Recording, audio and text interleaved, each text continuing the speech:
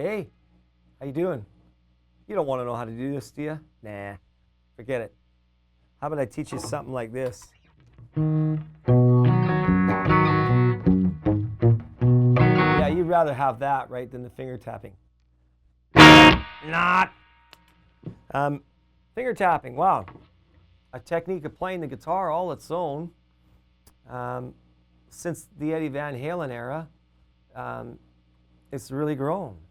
I remember the first time hearing Eddie Van Halen when one of my students brought the so-called song, Eruption. It's not a song, actually. I found out later after reading many interviews of Eddie Van Halen that Eruption was just a scale warm-up for Eddie Van Halen. He never did play it the same twice, and Ted Templeman, his producer, captured it once when he was doing it that particular way. But finger tapping is just basically scales. It's a timing thing. There's lots of ways to play it. Some guys use all four fingers. I've seen Eddie Van Halen use all four fingers too. Played his guitar more like a piano. That's where it came from. It was the piano technique, treating the guitar, each string of the guitar, like a piano keyboard. Eddie Van Halen's famous riff. Oh, by the way, this guitar is tuned to E flat, so you know. Most of the Eddie Van Halen stuff was in E flat. I just chose the E flat guitar today just to be different. You can do this in any tuning. The most famous finger tapping move is one that I covered earlier in YouTube, and it's just 3 notes. It's the triad from the A minor chord. It's A, C, and E. A is at the 5th fret, C is at the 8th fret, and E is at the 12th fret, right? You know, that's his famous move. And it's all about timing, right? Tap, pull off, ring. Tap, pull off, ring, right?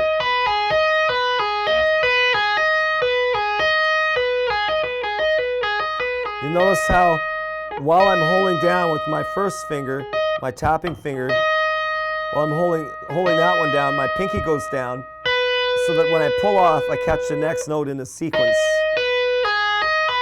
That's E, C, A, E, C, A. Now there's lots of ways to go from here, of course, because that's not the only thing you can do. My suggestion is to learn how to cross strings. So once you get this move, if you can relate it to a scale, the scale I'm relating it to here is A pentatonic minor.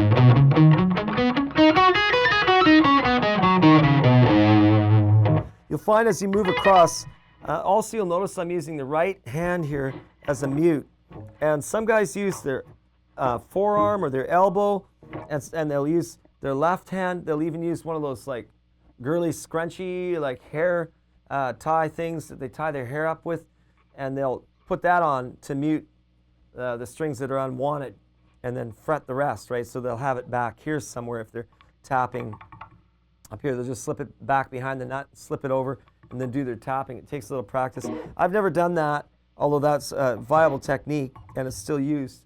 I use my right hand and just keep my right hand off the strings that I need. Now Eddie Van Halen, when he played with his pick using his second finger and his pinky and this first finger. So you know he'd be picking like this with his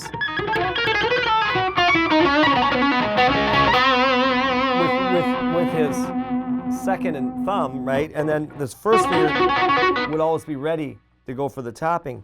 When I first heard Eddie Van Halen in the late 70s, I thought he was using the edge of a pick. You can do that too. But the problem is that crossing strings becomes a little more awkward, right? I've developed a habit now where, because I was taught to hold a pick at the beginning before Eddie Van Halen existed, to hold a pick in a traditional manner, right? Now, you could use your bad finger here, your second finger, but I've got nails on it, so that doesn't work as well for me. I can still do it, but I've developed a technique where if I want to tap, I just tuck my pick into the second finger palm. You see me do that all the time, like, you know, and then I'll tap, right? But other ways to take your tapping is to go up in scale. Like if this is A minor and this is A, C, this is E, C, and A. I'll go up to the F because that's another note that belongs, that's the next note up from the E. So I'll go up to the F, G, E, you know, D, so you can do that. That's one way to go, slowly.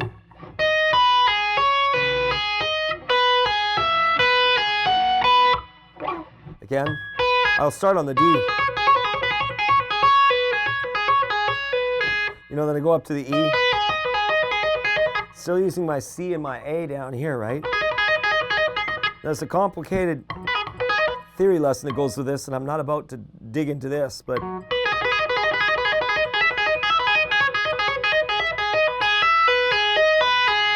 so you can use this, your scale on one string using the A and C, this minor third, as your basis, and you can create all these different variations of the of chords.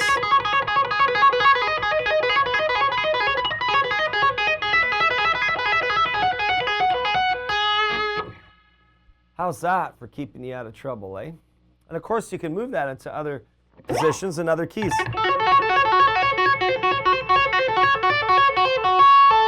That'd be a G, right? So you can move it around, and that's what you got to work with today, so get on it.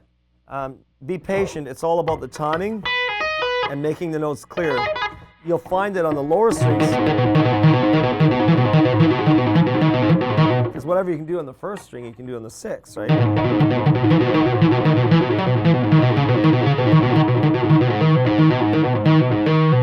But the timing feels different as you get into the thicker strings, so you have to get used to it first. Try the thinnest string first, the first string. No pun intended. All right, boys and girls, have a happy tapping finger time, and tap away to your heart's content, and we'll see you again. Come and visit me at the Riff Ninja site. Your comments are welcome. I'm always interested to hear the feedback. Maybe we'll see you soon. Happy tapping.